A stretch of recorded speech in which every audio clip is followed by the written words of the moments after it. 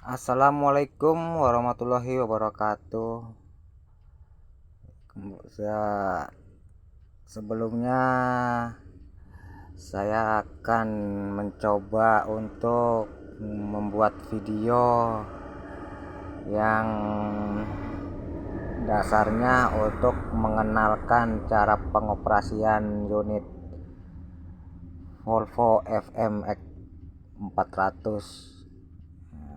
Sebelumnya ya mohon maaf kalau ada salah-salah, mohon dibenarkan karena ini baru pemula untuk membuat videonya ya. Dan di sini saya hanya ingin memperkenalkan saja, dan mungkin langsung dari cara pengoperasiannya aja ya. Pengoperasiannya unit Volvo FM400 ini dia sudah semi-matic artinya sudah tidak menggunakan klat lagi ya, klat kopling lagi ya. Jadi dia cuma ada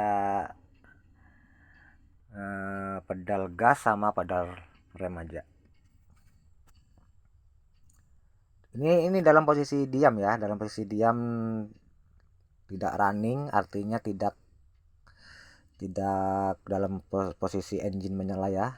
Ini cuma tutorialnya aja. Oke, langsung aja ya. Ini di sini.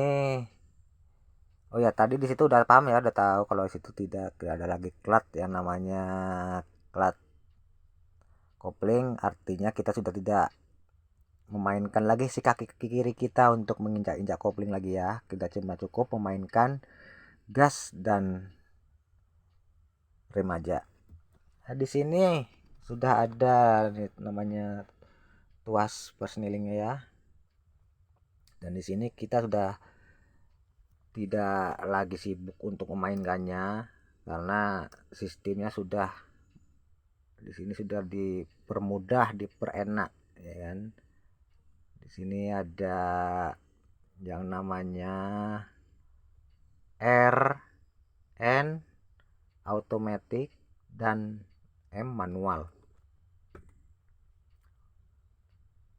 Dan ini prakteknya dalam posisi diam ya, nggak ada pergerakan, artinya aku cuma menunjukkan aja posisinya seandainya posisi parkir atau posisi netral atau maju bahkan mundur ya.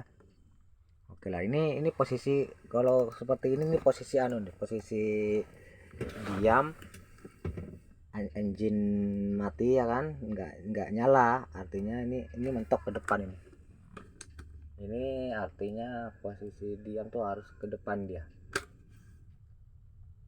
Nah, kalau kita mau running, kita boleh tarik ini ke belakang ya, dengan caranya kita tekan tuas yang paling atas ini. Lalu kita ke N kan. Lalu kita start unit ya. Sebelum start jangan lupa juga kasih aba-aba ke lampu satu kali ya, supaya orang yang sekitar kita mengerti kalau kita akan start engine. Oke lah, anggap aja sudah posisi hidup engine ya. Seandainya kita mau menggunakan automatic atau otomatis, kita tekan tuas yang paling bawah. Ini ada tuas di sini ya. Nah, ingat, setiap kita akan memindahkan persneling ini kita harus tekan yang paling bawah ini ya. Kalau yang ini cukup yang tadi aja, sekali aja kalau kita akan menurunkan, dan itu aja kalau saat parkir aja. Nah, kalau yang ini setiap perpindahan persneling kita wajib, karena kalau kita tidak menekan ini jadi locknya tidak akan terbuka, maka kita akan kesusahan untuk memindahkannya ya. Jadi otomatis kalau kita mau mulai perjalanan, otomatis kita misalkan kita memainkan di otomatis di A sini, di A ya, ini A ini artinya otomatis, automatic atau otomatis. kita tinggal pencet ini yang bawah, langsung kita geser ke belakang aja, ya kan. Nah, ini posisi, ini garis putihnya ya. Nah, ini artinya sudah dalam posisi otomatis, dan kita cuma merilis handrem, tinggal merilis handrem dengan cara injak ini, lalu tombol itu kita tekan, dia akan rilis sendiri. Lalu kita tinggal menginjak gas. Di situ kita sudah, karena ini modenya mode otomatis, jadi kita tidak perlu lagi memindah-mindahkan persneleng. Artinya kita tinggal menginjak gas, mobil atau unit sudah berjalan tersendirinya. Dan giginya pun, gearnya pun bertambah dengan tersendirinya, dimana dia mampu dengan gear sekian, dia akan terus menambah, dan seandainya sudah tidak mampu, dia akan mengelok sendiri otomatis. Dan yang ini otomatis ya kan. Nah, seandainya kita ingin aktif, jari-jari kita ini ingin aktif, oke, dalam keadaan berjalan pun tuas ini bisa kita pindahkan. Seandainya kita ingin menggunakan manual, yang manual mungkin karena ingin menghindari patik atau ngantuk, otomatis kita perlu pergerakan tangan. Oke, agak apa-apa, kita pakai yang manual. Cuma kalau yang manual, kita ada tambahan lagi, tombol sebelah kanan ini fungsinya untuk mengurangi dan menambahi gearnya ya. Tapi sebelum itu kita pindahkan dulu nih otomatisnya ke manual. Jadi dengan caranya kayak seperti tadi, kita tekan tombol bawah, kita tarik ke belakang satu kali, itu sudah masuk di gear manual. Jadi kita harus bergerak ini. Kalau sudah di posisi di manual ini, kita ini si jempol ini harus bergerak, naik turunnya. Kalau kita posisi pengen menambah, kita harus naikkan ke atas. Kalau kita mau mengurangi, kita keturunkan ke bawah. Nah, jadi kalau kita lupa tidak mengurangi atau tidak menambahkan, jadi si gear itu di lock. Misalkan posisi kita sudah di speed 8, karena sudah di posisi manual, jadi sampai manapun gear itu tetap di lock di gear 8. Kecuali kalau kita tambahkan ke atas satu kali, otomatis gear itu bertambah satu, jadi masuk gear 9. Nah, itu yang manual. Jadi ya, kalau menurut saya sih masih enak yang otomatis. Jadi kita pun ibaratnya sudah tidak memikirkan lagi resiko, karena yang bermain itu tinggal perputaran engine aja lagi ya kan.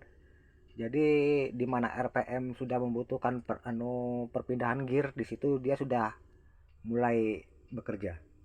Jadi kita sih bisa merawat mobil lebih maksimal, maksudnya lebih ekonomis lah, lebih enak. Beda sama kita yang menggunakan manual ini kadang kita di RPM tinggi masih kita memaksakan di gear sekian, padahal si gear itu sudah minta pindah ke gear ke atasnya, tapi kita masih belum memindahkan. Nah, di situ kelebihan kita pakai automatic.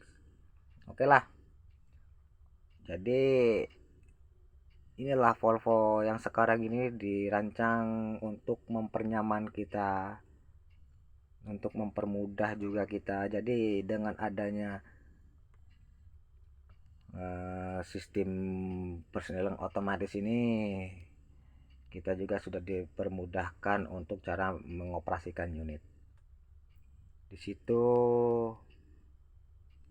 tidak ya, yang nyatanya kita tidak terlalu capek untuk berkali-kali nginjak kopling dan mindah persneling ya. Di sini cukup main kali ini aja. Dan ini udah gak harus dipindah-pindah lagi. Seandainya ingin menggunakan manual, udah stop di sini ya kan. Stop di sini persneleng, ini persnelengnya nggak perlu kita pindah-pindahkan lagi. Kita cukup memainkan ininya aja. Kurang tambahnya aja ya. Jadi nah, seandainya kita udah jenuh lagi, mungkin jenuh dengan memainkan jempol ini, oke, kita dorong lagi ke depan dengan cara tadi, kita tekan yang bawah ini, kita dorong satu kali, itu sudah memasuk ke gear otomatis. Nah, jadi di situ udah tangan kita sudah tidak memainkan apa-apa lagi, kecuali kita tinggal mengoperasikan unit dengan mengendalikan steering aja ya. Nah, di situ sudah. Di situ aja perbedaannya. Jadi intinya manual dan otomatis itu sudah dirancang dengan baik.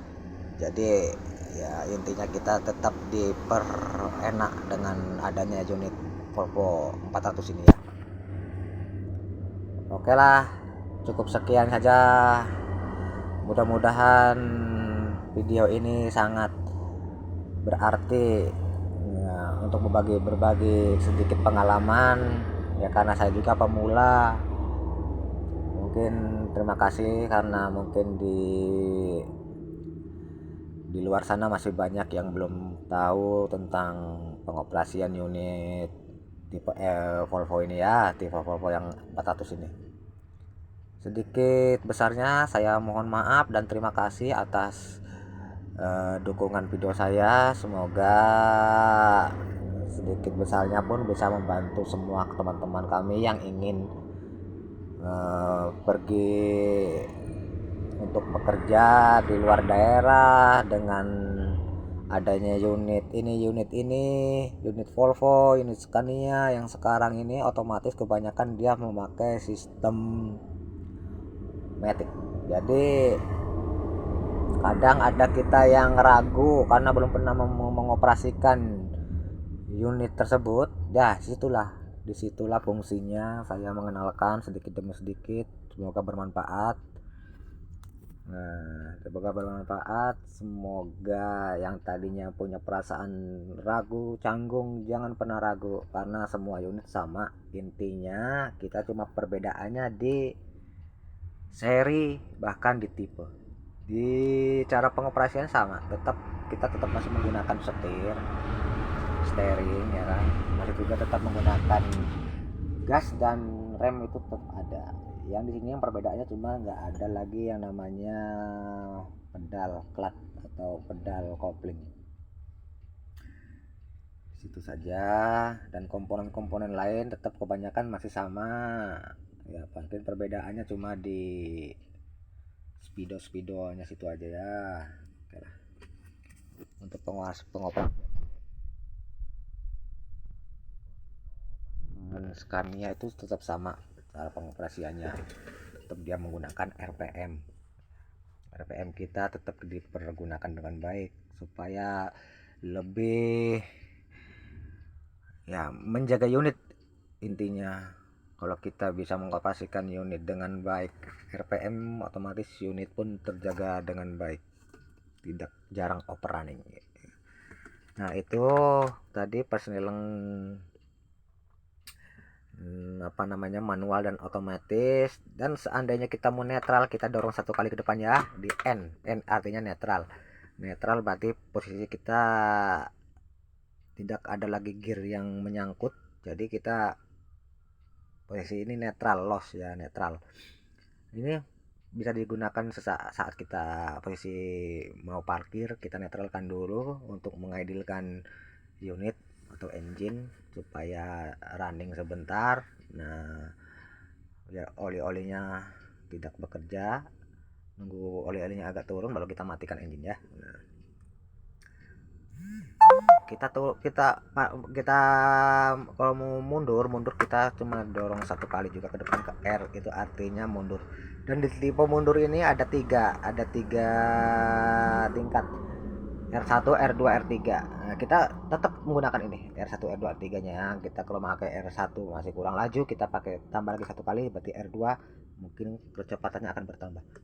Nah, di situ aja, sampai situ. Semoga mengerti dan memahami, dan selamat belajar untuk bisa mencari pengalaman yang lebih di luar sana ya. Terima kasih atas perhatiannya dan atas dukungannya. Saya Agus, mohon maaf sebesar-besarnya ya kalau ada kesalahan di sini, tolong dibetulkan karena saya masih sifat belajar dan tetap belajar. Dan intinya di sini saya hanya berbagi sedikit ilmu, walaupun itu mungkin dianggap mudah atau gimana, tapi namanya ilmu tetap saya bagikan walaupun sedikit. Ya, terima kasih dan wassalamualaikum warahmatullahi wabarakatuh.